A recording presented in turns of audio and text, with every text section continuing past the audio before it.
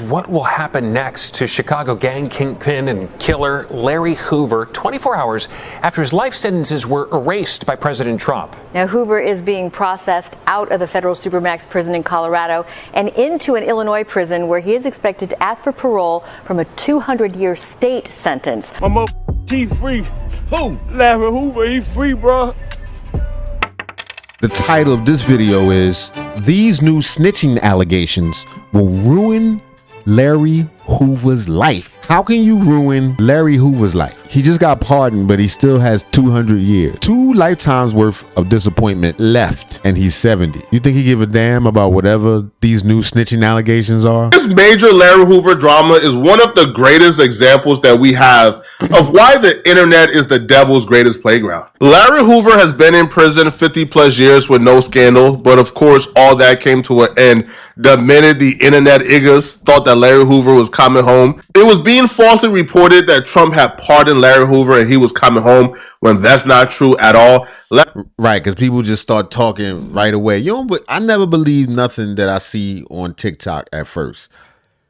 I feel like these days that's the only thing that the legacy news outlets are still good for, like putting a stamp of approval on something. And then even in that case, I look to more reputable sources in the internet communities. That's one of the reasons I do a lot of videos from Flacco, is because I feel that he's a reputable source.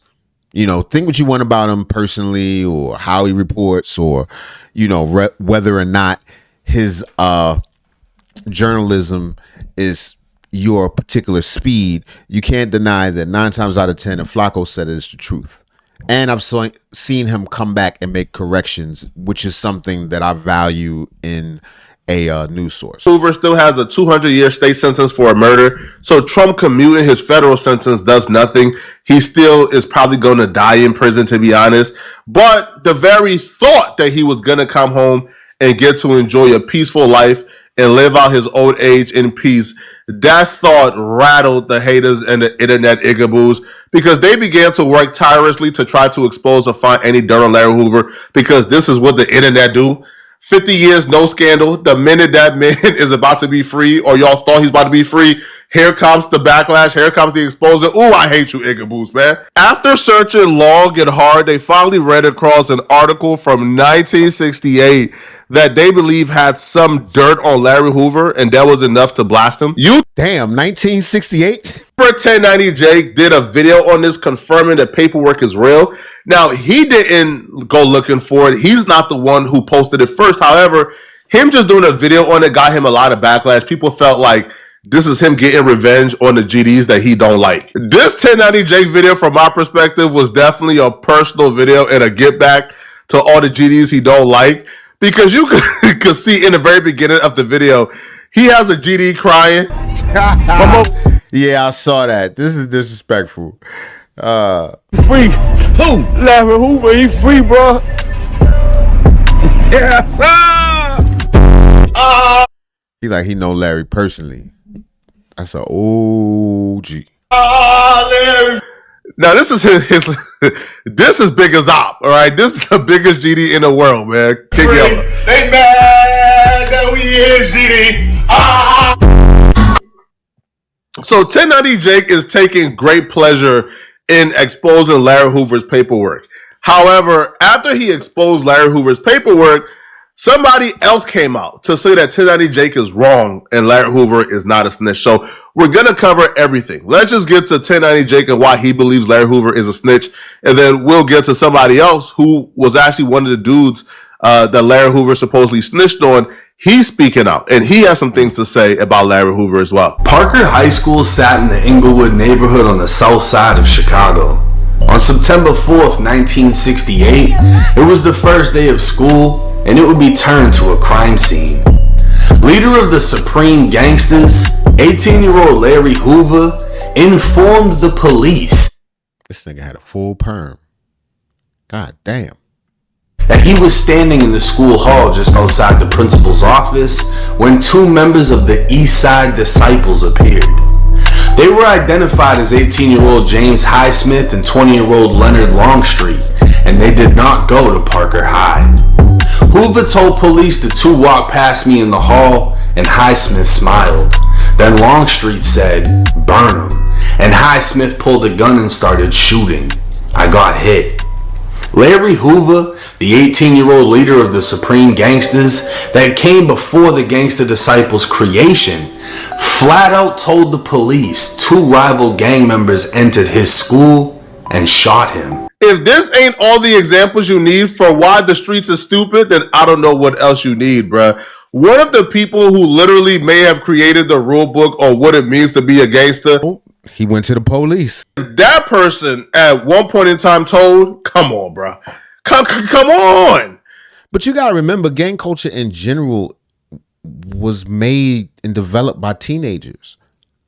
So many things in life. Shit, Jesus was 33 when he died. You know what I'm saying? That's not very old. Martin Luther King was something like that. That's not very old. Tupac was what, 24, 25? Think about that if you're past that part of your life. And consider how, first of all, how brilliant those people were, but also how many flaws must have intrinsically been in their thinking. You 22, nigga. Or you, in this particular case, you 15, you founding a street gang that now has spread worldwide. Do you think the advice and the rules that were written by a teenager in Chicago are legitimate rules to live by? I'm just saying. And you think what? Like your homie who you know ain't like that? Your homie who you know soft? Who you know he don't really want no smoke? He can't really survive jail? And you surprised that homie told on you for a chicken nugget? Cut it out, man. Yo, Larry Hoover telling don't surprise me at all. Now, even though some people will say this don't count as telling, man, these rap niggas been telling since the 70s, bruh. But they found a way to get by. And apparently it ain't snitching if it ain't black and white. That's the new rules now, bruh.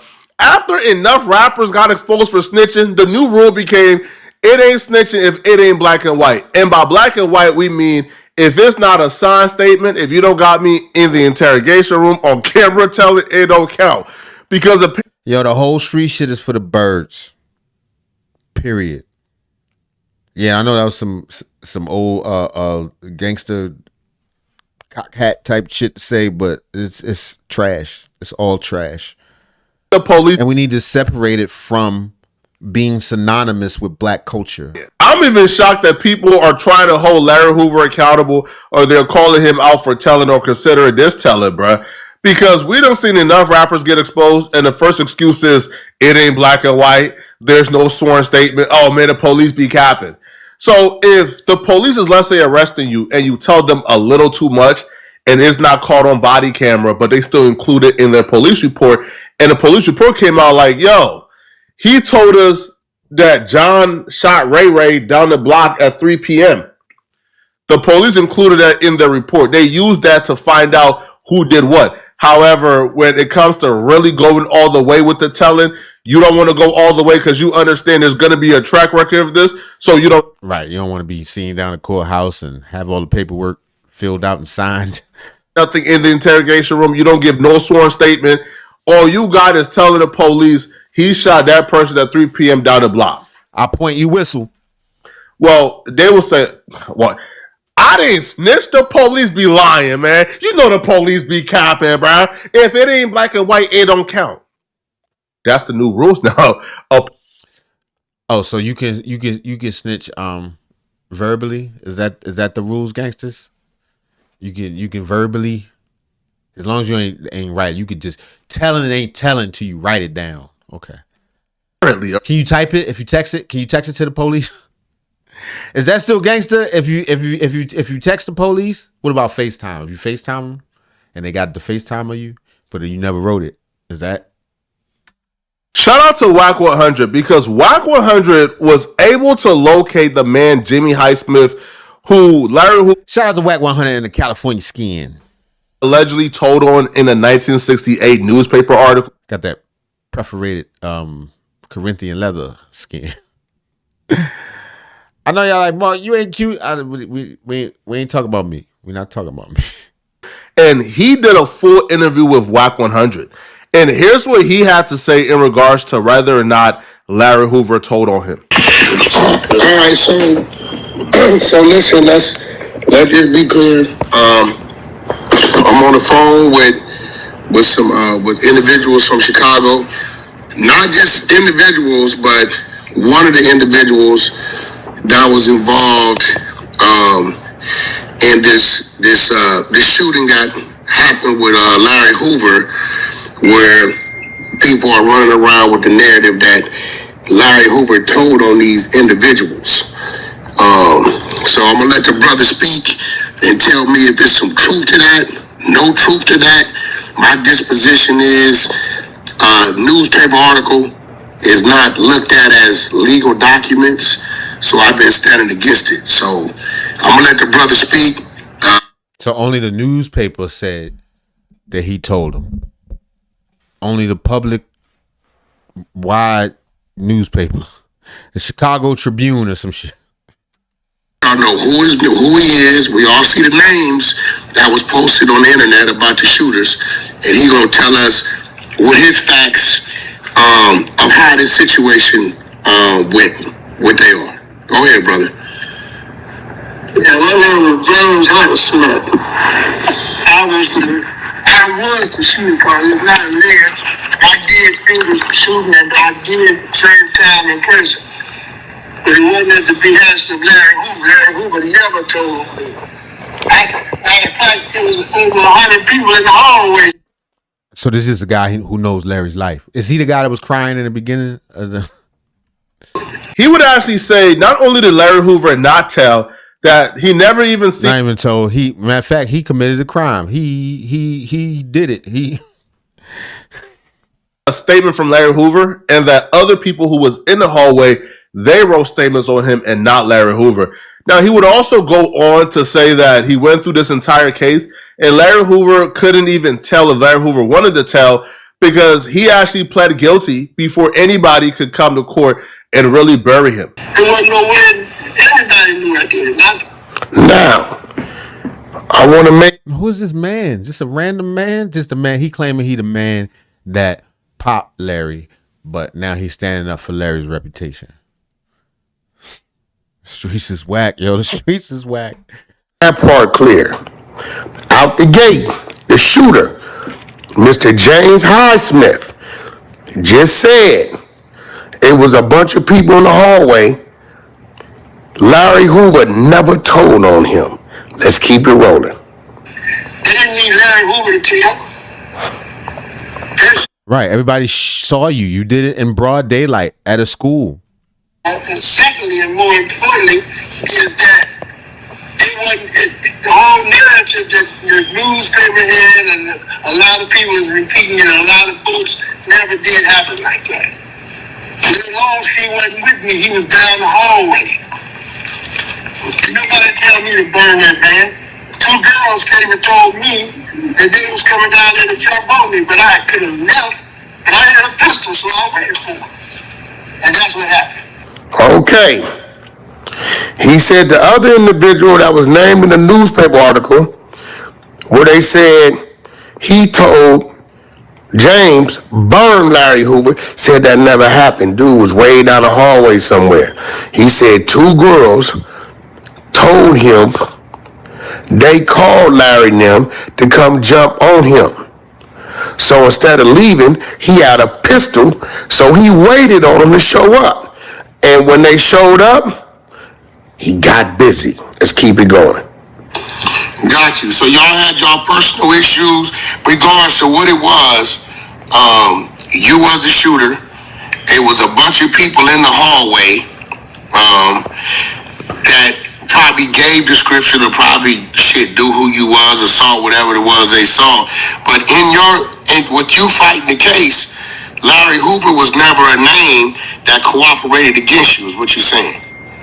I'm saying that, plus, He couldn't have never cooperated with me because I already pleaded out. You know? Right. You can't tell on me. I told him myself. And the paperwork is that Larry Hoover never made a statement, period. Now, he further goes on to say, Larry Hoover never made a statement on him, period, and he pleaded out. Wasn't no statement there. Let's keep it rolling. Again, supporting what I thought happened, that with this whole newspaper article, they putting what they want to put in there. Remember, man, like, information to tear you down. They try to do it to me every day. If I wasn't a strong individual I was, I'd have been ran off the internet. But listen, my support system, my mental, it don't matter. Let's keep it rolling. That's what your paperwork read. My paperwork wasn't no statement made by Larry Hoover, so it wasn't that no paperwork, period. Got you. Now, another thing is, because I'm going to be real, brother, because this is dangerous waters for me, but I feel like I got a platform and I've done time before. That's the real James Highsmith. I'm kind of impressed because how did Wack 100 get on the phone with James Highsmith? Yo, Wack is connected with Matt. Right, people. like how do we know this for sure? This is crazy. This is crazy. I mean, listen, they say Wack is a spook. And I'm not saying that in a good way, bad way, no kind way. I'm just saying they say Wack knows stuff. He like a little black leather James Bond secret agent. 1090 Jake will respond back to this James Highsmith dude. James Highsmith will respond back to 1090 Jake on Facebook. And somebody will repost it on Instagram, and 1090 will respond back in the Instagram comments of the reposter. So James Highsmith will write, he never snitched on me. In fact, it didn't happen the way they described it. None of it. I refuse to rehatch something that happened 57 years ago. Stop it. So Highsmith 57 years ago. Saying, I mean, I know he didn't tell the police that, because if he told the police that, then he would be accurate because he watched everything happen. But no, like the story he told the police was completely false. 1090 will respond back.